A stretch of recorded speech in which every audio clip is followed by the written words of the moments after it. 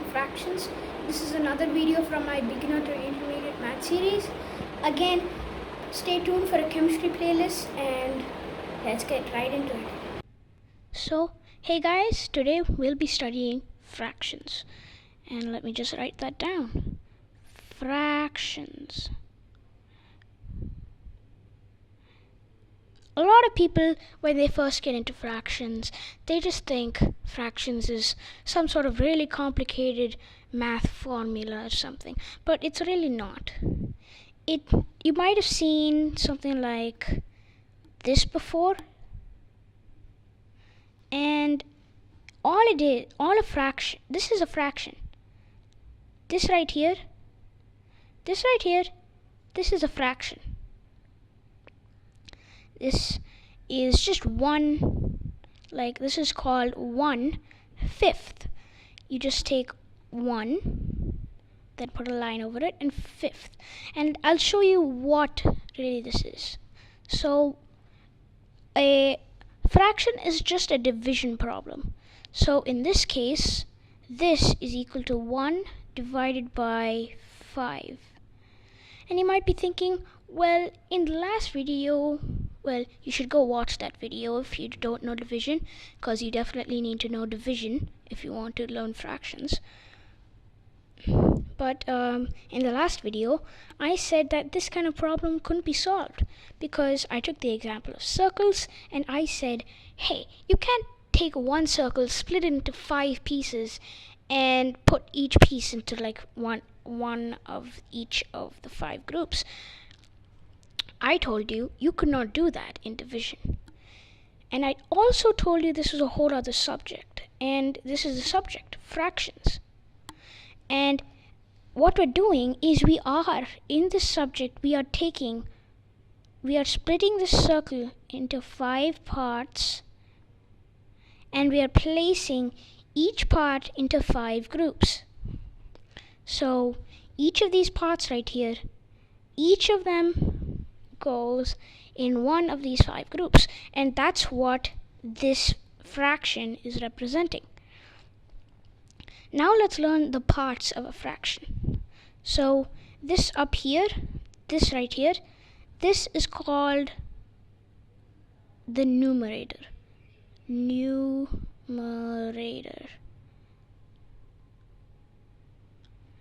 And this down here, this down here, this is called the denominator.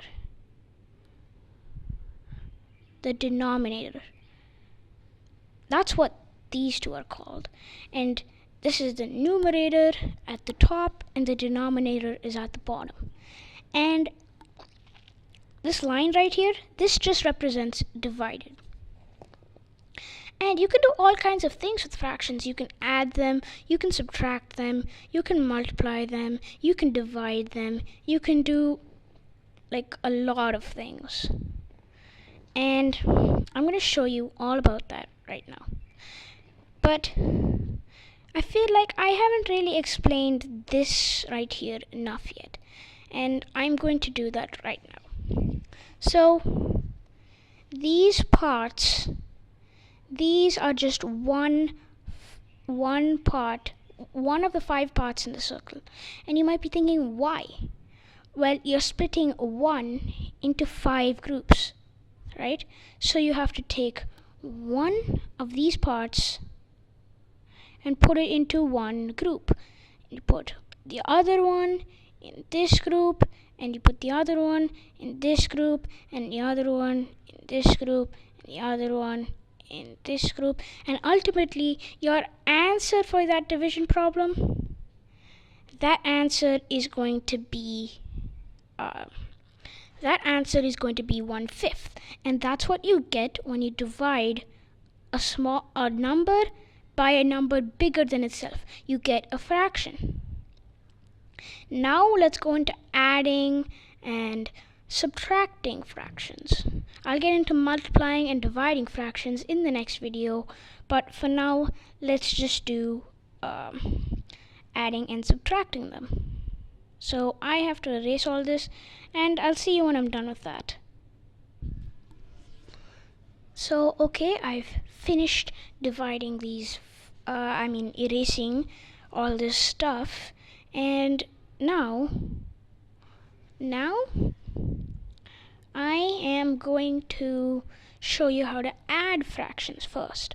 So, look, if you try to add 1/5 plus 2/5, what would you get?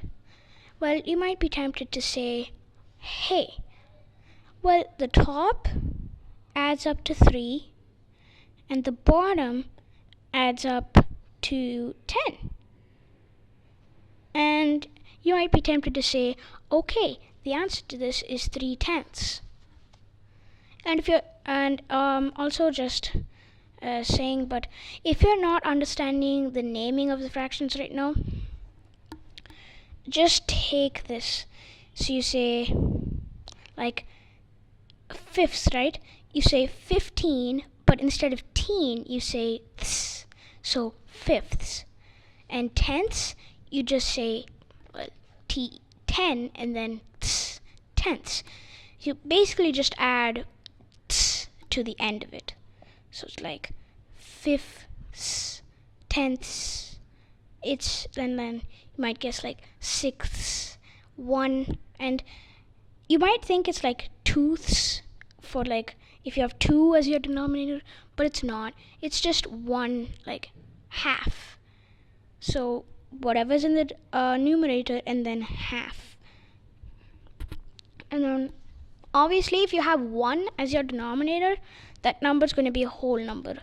So if I have 2/1, well, remember, this is a division problem, so this is going to be equal to 2 divided by 1. 2 divided by 1, and 2 divided by 1 is just equal to 2. So, yeah. So, the easier way to do it is you just take this top number and put it all the way over here, and you get 2. So, yeah.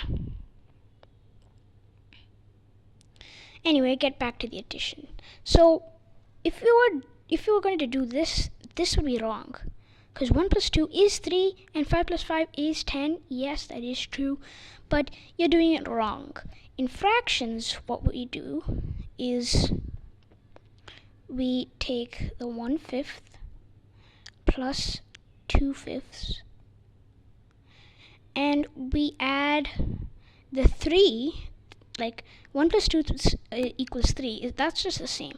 But we don't add the 5. Since they are the same thing, we don't add them. We just put 5 down here.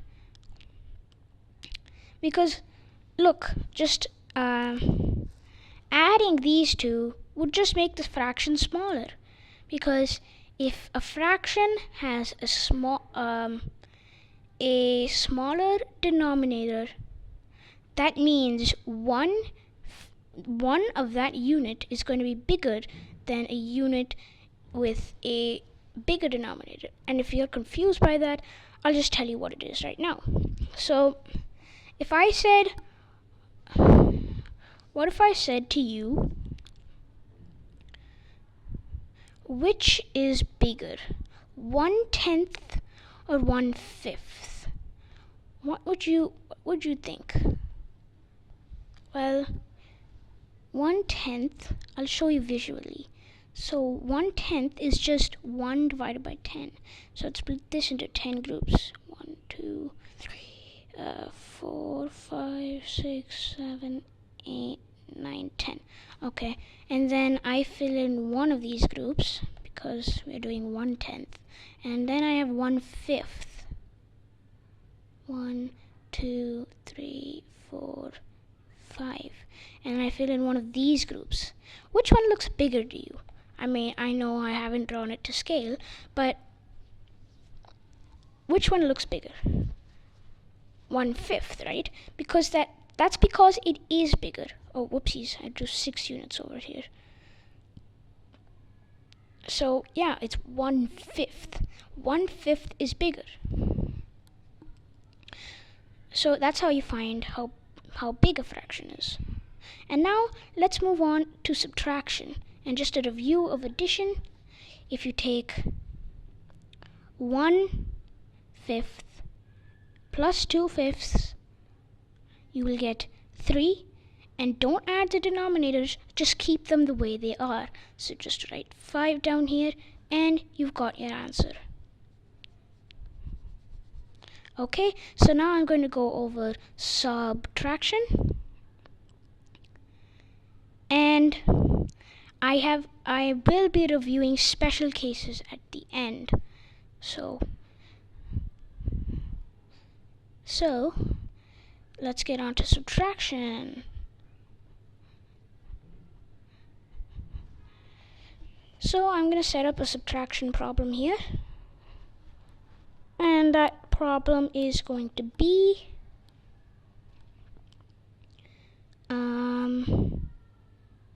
3/8 and then 3/8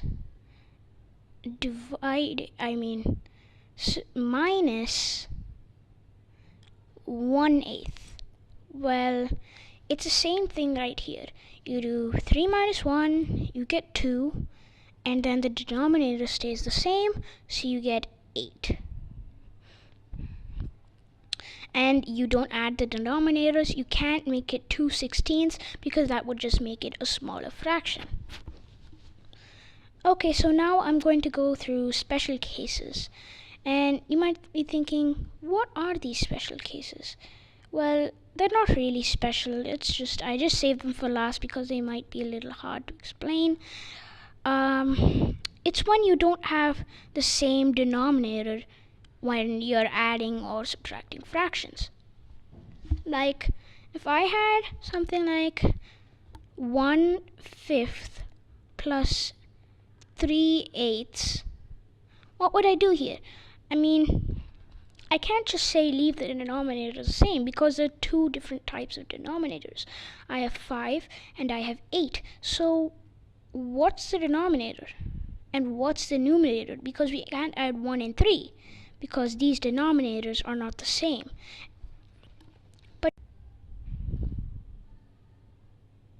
But you might think, why? Why can't we add the numerator?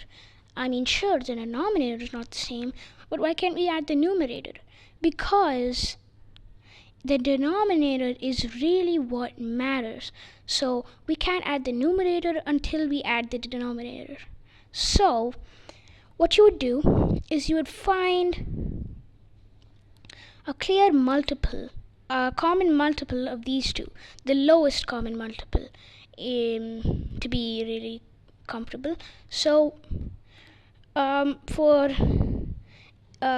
beginner, if you're a beginner at multiplication, you should just multiply these two, 5 times 8, and then use whatever answer you get as the denominator, and I'll show you what to do with the numerator after that. But if you're not a beginner, I'll just show you what to do. So, and I hope you know multiplication. So I will be showing a video, and I will be posting a video soon. And we have to find the lowest common multiple of 5 and 8. If you know multiplication, you should probably know multiples. So I take 5, 10. I'm just going to go up all the way until the 10th multiple. 5, 10, 15, 20, 25, 30, 35, 40, 45, 50. So we're up to 50, which is 10 times 5. And then we do 8. 8, 16, 24, 32, 40, 48, 56, 70, 64, 72, and 80. And you'll notice, if you notice where they actually intersect, these two, they actually intersect at 40. So you would get the same answer whether you just multiplied both of them or you used factoring. I mean, just finding common multiples. So you get 40 as the denominator, right? Because 5 times 8 is 40. But you still don't know about the you might be tempted just to write 1 and 3 up here, but no, we can't do that. So we have to see, because we have to see what we multiplied by, what we multiplied 5 by to get 40. And we multiplied by 8, right? So the next step in this process is you have to multiply 1 by 8, because anything you do to the bottom of the fraction, you do to the top of it. Anything you do to the bottom of the fraction, you do to the top. So if I multiply the bottom by 8, which is what I just did to this 5 right here, I have to multiply this 1 by 8 as well. So 1 times 8 is 8. And now let's go to the other numerator. So I multiplied this denominator by 5. So I have to multiply this numerator by 5 as well. And 3 times 5, any way you do it, is going to be 15. And 8 plus 15, now we can add. If we do 8 plus 15, we get 23. And we get 40 as the denominator. So yay, that's our special case. And I have one more thing to tell you. So I'm just going to show you something I need to tell you. Okay, so I've erased everything, and now I can tell you what I was going to tell you. So someone might ask you to simplify a given fraction, and you might be wondering, well, what am I supposed to do? So I'm going to walk you through how to simplify a fraction. So if I have 20 30ths, if I have 20 30ths and they ask you to simplify 20 30ths, what you have to do is find a common factor of both of these. A factor is just something that can be divided into 20 equally. So if you might say, okay, 6 is a factor of 20 because it's less than 20, but you will get a remainder. So you want factors are numbers that can divide into a given number but with no remainder. So 6 would not be a factor of 20 because you will get a remainder when you divide 20 by 6. So let's just list the factors of 20.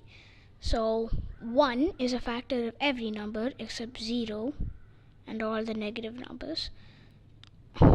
And 2, let's see, yes, it is, because 2 times 10 is 20, or 20 divided by 2 will get you 10. And you have no remainder, so 2 is a factor. 3, no. 4, yes. 4 is divisible by 20 because 20 divided by 4 is 5 and you get no remainder. And also, because we get 5, that means that 5 is also a factor. So we can list 5 as well, because 5 times 4 is 20, and 20 divided by 5 is 4. And since we did 2 times 10 is 20, 10 is also a factor. Oopsies, 10 is also a factor. So, and now every number is a factor of itself. So 20 is a factor of 20 because 20 times 1 is 20. So we have to write 20 as well. And these are all the factors because we have reached this number. And now let's list the factors of 30. So we have 1. We have 1 times 30, right? So we have 30 as well. We have 2 because 30 is an even number, and 2 is any even number is divisible by 2. So yeah. So we do 2, and 2 times 15 is 30.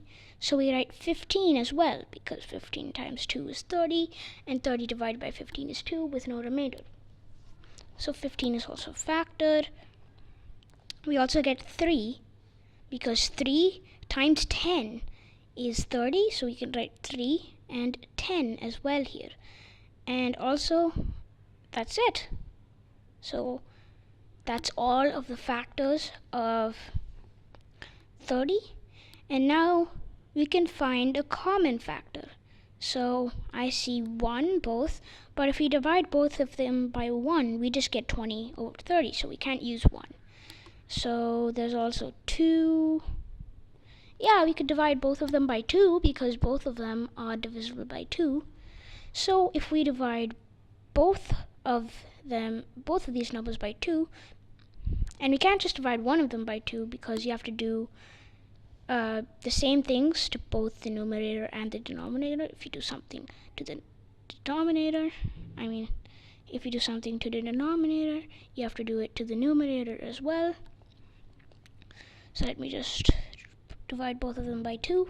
So 20 divided by 2 is going to be 10, and then over 30 divided by 2 is going to be 15. But we don't want to do that because I see that there are bigger common factors than that, and we want to find the biggest common factor so that we can have odd fraction fully simplified. So let's go on. 2, 3, no. 15, no. 10. Yes, absolutely. 10 is the biggest common factor because it's the biggest number that both of these two have in common as a factor. So we should divide both of these by 10. And dividing by 10 just means taking away the zeros in the number. So we take away these 2 zeros, and what we are left with, if you don't know how to name it, is 2 over 3 is 2/3. And we are done. Hey guys, hope you like this video. I used explain everything to record my video, and if you want it for yourself, it is in the app store on iPad, and you can use this to record your YouTube videos as well. Also, please subscribe, like, comment, and share, and also click that bell button. And also, I am open to any ideas on what you guys want to learn. So yeah, see you guys.